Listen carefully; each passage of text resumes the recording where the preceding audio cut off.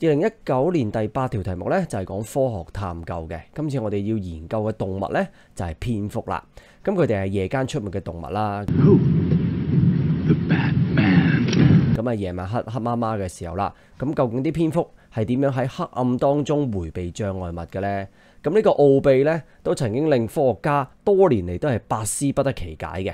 咁下面呢個表咧就係話翻俾大家聽啦，究竟啦呢一班嘅科學家係點樣研究，從而得知到啦蝙蝠係點樣利用超聲波去導航嘅咧？咁啊講一講俾大家聽先啦。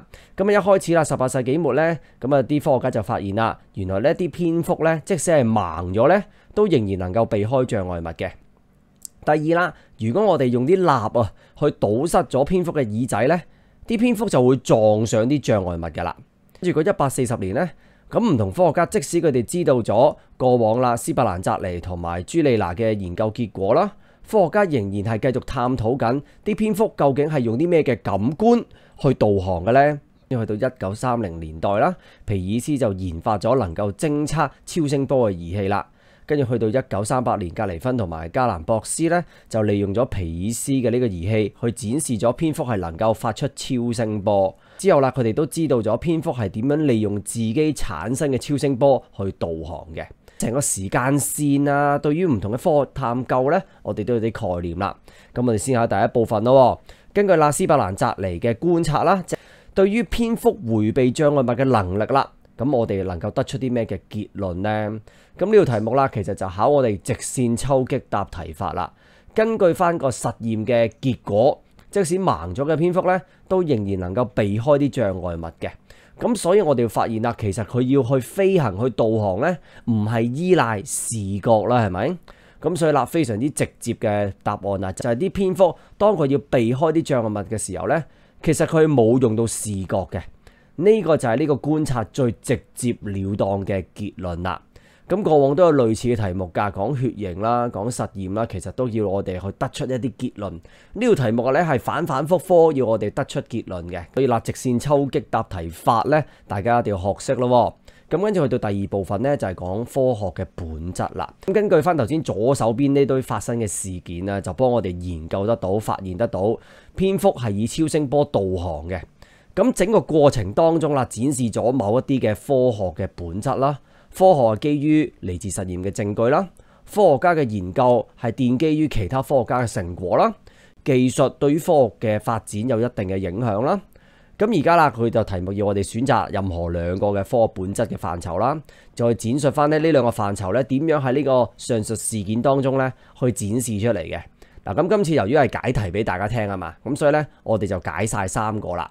咁啊，成條題目咧就考我哋一個好重要嘅技巧，就係點樣將數據或者一啲事件呢一啲嘅觀察就轉化成為資料啦，話將呢啲事件啊、數據啊概念化咗佢，令佢變成有意義嘅嘢。咁第一個啦，科學係建基於實驗嘅證據咧，就係講啦，史伯蘭扎尼同埋朱莉娜咧，一開始佢就話啦，盲咗嘅蝙蝠都可以避開障礙物啦，然後啦攞啲蠟咧去塞住咗蝙蝠嘅耳仔咧，佢就會撞上啲障礙物啦。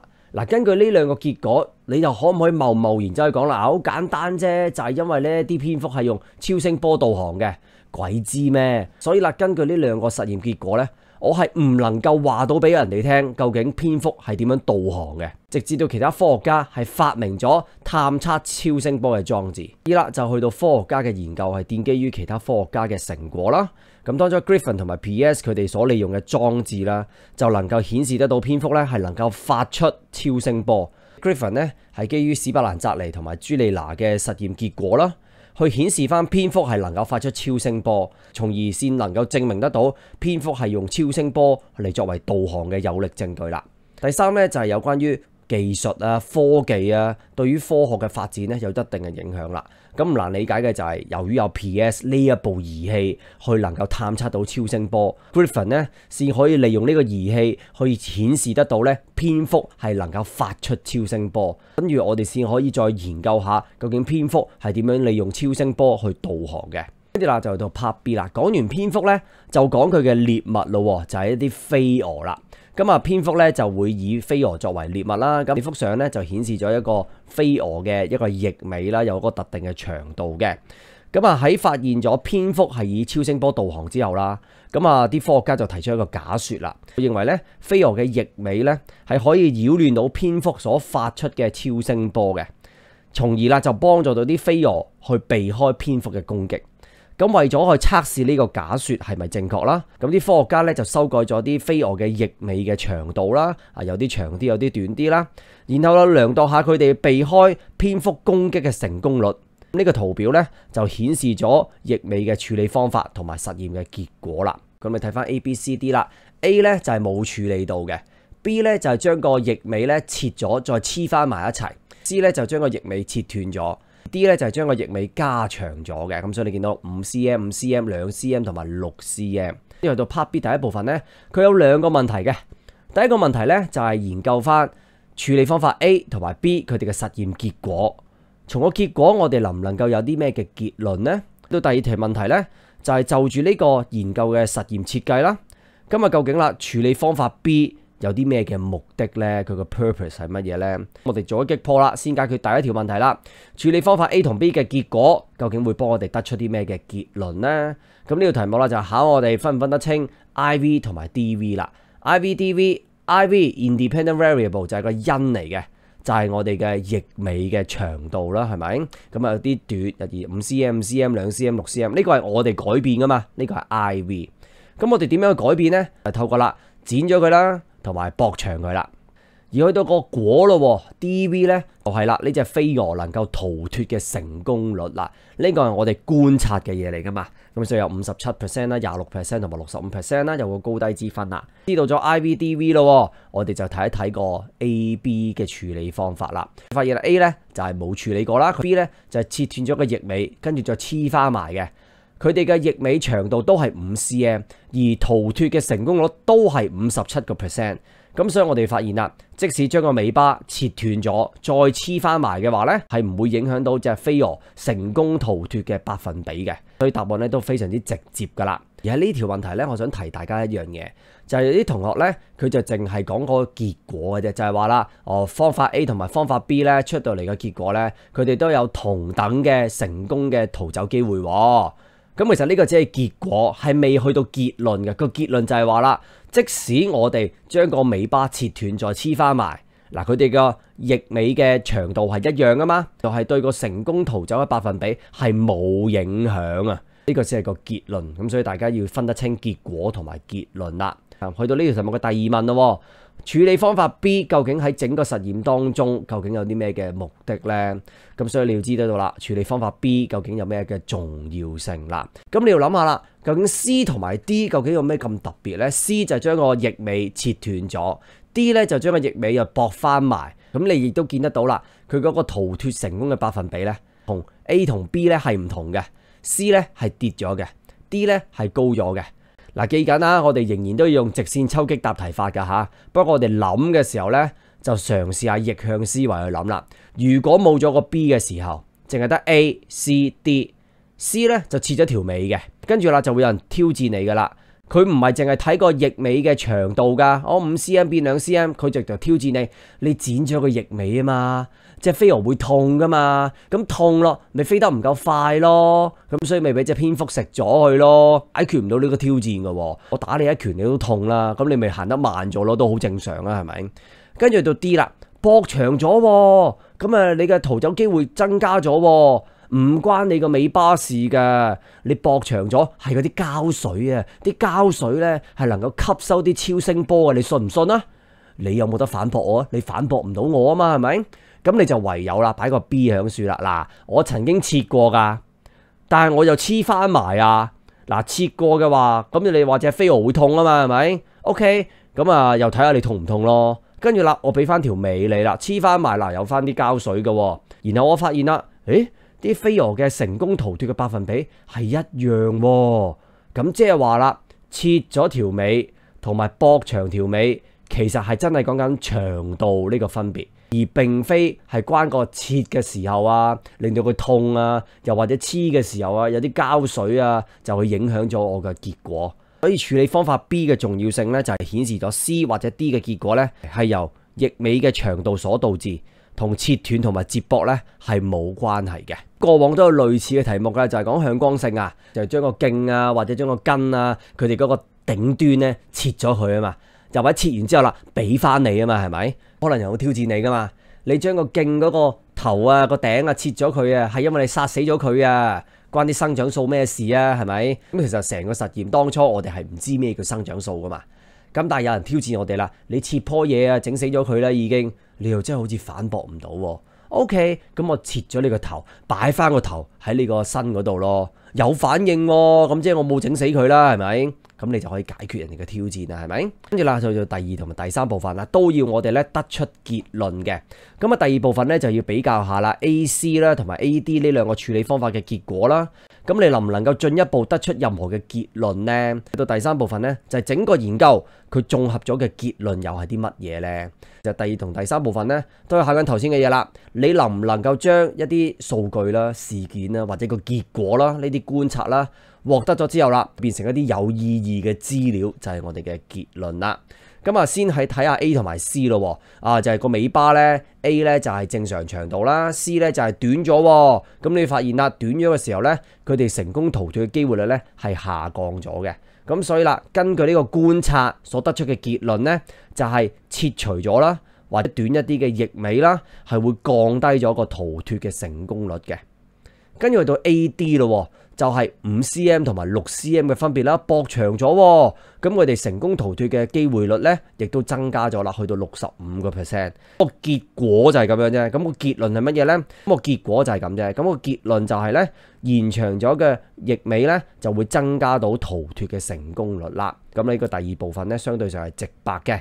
咁去到第三部分啦，咁整個研究有啲咩嘅終極結論呢？咁又係要得出結論啦，就將 IV 同埋 DV 咧拉上關係啦。所以啦，喺呢個結論入面呢，你一定要講俾我聽個翼尾嘅長度啦，同埋佢哋成功逃脫嘅機會率啦，究竟有啲咩嘅關係嘅？整個實驗嘅數據就話咗俾我哋聽，一隻飛蛾嘅翼尾佢係越長嘅話呢，佢就有一個高一啲嘅成功逃脫率啦。Part C 咧就要我哋參考下 Part B 嘅假説咯。個假説係乜嘢啊？重複多一次啦。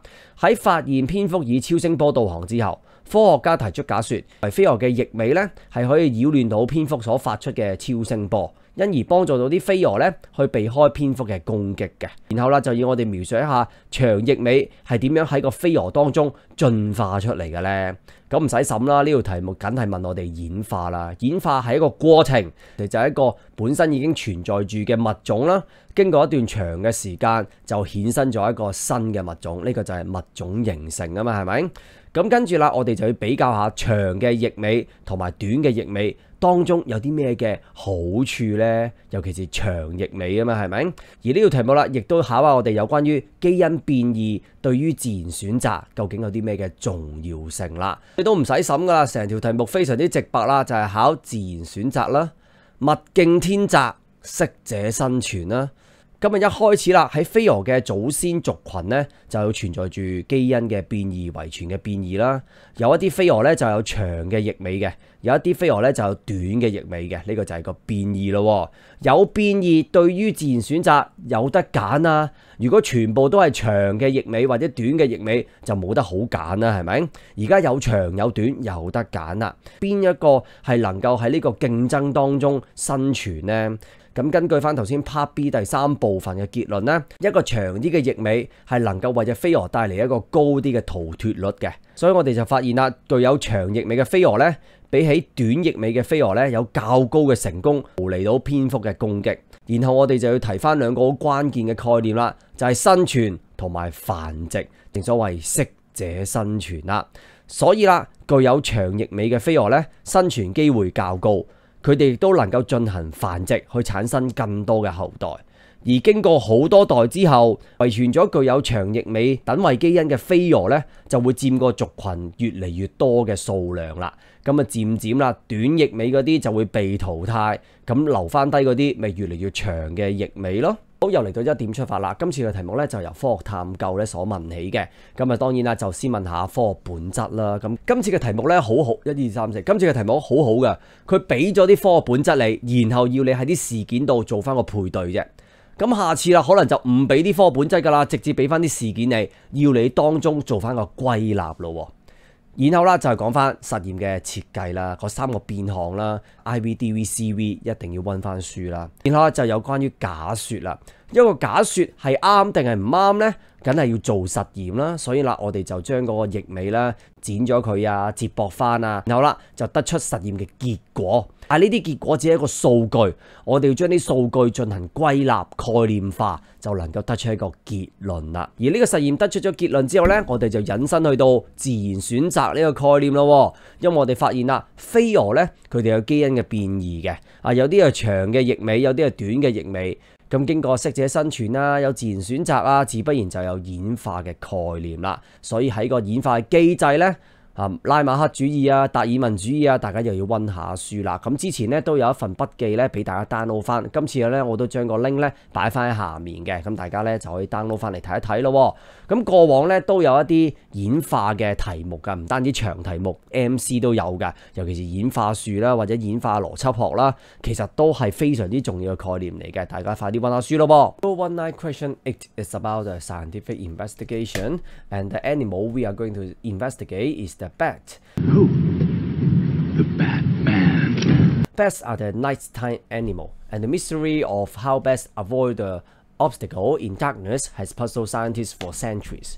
In the research on how bats use ultrasound to navigate as they fly, so you can see in this table, to begin with, late 18th century, Spallanzani, he knew that the blind bat could avoid the obstacle, and Juliana, he plucked the ears of the bat with wax, and the bats collide with the obstacle. And for the next 140 years, various scientists, despite the work of Spallanzani and Julia, scientists continue to explore the possible use of other sense for navigation in bats. And for 1930s, P.S. he developed an apparatus that could detect ultrasound. In 1938, Griffin he used P.S. apparatus to show that bats emit ultrasound. Griffin and Galambos, they work out how bats use the ultrasound they produce in navigation. So in part 1, with regard to the observation of Spallanzani, what conclusion can you draw about bats' ability to avoid obstacle? This question, it checks the critical skills straight to the point. So you need to directly answer the question, how to draw the conclusion. What is the observation of Spallanzani? The blind bats could avoid the obstacle. It means that the bats do not rely on eyes or sight to avoid the obstacle. So that's the exam. Therefore, the conclusion is that sight is not the sense used for the bats. Therefore, the conclusion is that sight is not the sense used by the bats when they avoid obstacle. So you can find very similar MC question before. They also ask you to draw the conclusion. Part 2 is about the nature of science. Below are some aspects of the nature of science which can be demonstrated by the discovery of ultrasound navigation of bats. Choose any 2 aspects of the nature of science and elaborate on how these are demonstrated in the above events. So in this part, because I'm going to explain the whole question to you, talk about all of them. So this question, it checks the critical skills. How can we use the data or the events, that means the observation of the scientific development, to conceptualize it to become the meaningful information? First of all, science is based on the evidence from the experiment. Spallanzani and Julia could not provide sufficient evidence to show how bats navigate. So they cannot say that, I find that the blind bats, they could avoid obstacle, and when I pluck the ears of the bats with wax, they collide with the obstacles. So I can see that they do not use the eyes to they do not use the eyesight for navigation, and they use the hearing for the navigation. I don't know that, and they cannot even say that the bats, they are using the ultrasound for navigation. Or you can say that scientists did not accept that bats use hearing for navigation until Griffin showed that bats could emit ultrasound. And for the second one, scientists build on the work of other scientists. Griffin used PS apparatus to show bats emit ultrasound. So you can see that for PS, he just developed an apparatus could detect ultrasound. But he never used it to detect whether the bats, they really emit ultrasound. But Griffin, he did something. He used this apparatus to show that the bats emit the ultrasound. So you can see that Griffin built on Spallanzani and Julia's work and showed that the bats emit ultrasound, providing important evidence for the navigation. And for the third one, technology has impact on the development of science. From an event, we can see that Griffin could not have proved that bats emit ultrasound without PS apparatus. And for part B, after we talk about the bats, we talk about their prey. Bats prey on the moth. This photograph shows a type of moth which have a long wing tail. So after discovery of ultrasound navigation in bats, scientists hypothesized that the wing tails of the moths may disturb the ultrasound emitted by the bats and help moths to escape from a bat attack. To test this hypothesis, scientists manipulate the wing tail length of the moth and then determine their rate of successful escape from the bat attack. And the treatment of the wing tail and the result are shown in this table. So for the treatment A, no treatment, cut and grew back, cut and then elongate. And then you can see the wing tail length, 5 cm, 5 cm, 2 cm, 6 cm, and the successful rate of the escape. And then for part B1, there are two questions. First question, what can you conclude from the results of treatment A and B? And the second question, what is the purpose of treatment B in the experimental design of this study? So let's take a look at the first question. This part, it checks the critical skills drawing the conclusion. We need to determine the IV and the CV cause and effect. What's the cause? It is the independent variable. That's something we control for the wing tail length. So how can we manipulate it? We cut it, grew it, and elongate the wing tail. And for the effect, it is the DV, dependent variable, which is what we are observing. So it is the successful rate of escape, 57%, 26%, and 65%. And then we can take a look at treatments A and B. The result is that after the treatment B, cut and grew back, the wing tail length is the same, and the successful rate of the escape also the same. You can see that even I cut the wing tail and grew it back to the moth, it doesn't change the successful rate of the escape. Therefore, the answer is straightforward. The procedures of cutting and growing back the wing tail itself did not affect the rate of successful escape. And there is a common misunderstanding I would like to talk about. Some students simply describe the result. Treatments A and B result in the same rate of successful escape, but it is not the conclusion. Just like in part A, the result, they are just the data. How can we conceptualize the data to become the information, meaningful information, which is the conclusion? Therefore, we need to put the IV and DV in a relation. What is the relationship between them? And then for the second question, what is the purpose of treatment B in the experimental design of this study? This question, it checks the concept about the importance of the treatment B. So the importance is to make sure that there is no effect of cutting and growing the wing tail. Because without treatment B, we only have A, C, D. Some people, they may challenge you. They may say that, oh, for the treatment C, you cut the wing tail of the moth and then they will feel pain. When they feel pain, they fly slowly. And that's why they can be easily attacked by the bats. And for the treatment D, you elongate the wing tail by challenge that why there is a higher successful rate of escape is because the glue, it can maybe reflect or it can absorb the ultrasound. You don't know. Okay, so that's something, the challenge you cannot deal with easily. Therefore, we have treatment B. I really cut it and I really grew it back to show that even I cut it and then I grew it back to show the case in treatment C and D, you see that it doesn't affect the successful rate of the escape. Therefore, I can show you the result of C and D. They were related to the length of the wing tail only and not related to the manipulation procedures. It's just like for the tropism question. I remove the tip of the shoot or the root, it doesn't show any growth, and someone may challenge your answer. When you remove the tip of the shoot and the root, you already kill it. So therefore, the shoot and the root, it shows nothing. It doesn't show any growth of a bending. Oh yes, this challenge, you cannot deal with it. Therefore, what should I do? I cut the tip off and then I put the tip back to the shoot or the root. And then finally, I can see that there is a growth or bending of the shoot or the root. So it shows that actually the shoot and the root, they do not die at all. and then I can deal with this challenge. And then for part B2 and 3, it also asks us to draw the conclusion. What further conclusion can you draw when comparing the results of the following treatments A and C, A and D? And for part 3, what is the overall conclusion of this study? So both of them, it checks us the critical skills drawing conclusion. How can you use the observation, the data, the event to conceptualize them to become the meaningful information, the conclusion. So let's take a look at treatments A and C. By comparing them, we can see the wing tail length 5 cm and 2 cm, and the successful rate of escape 57% and 26%. So we can conclude that removing or shorten the wing tail reduce the rate of successful escape.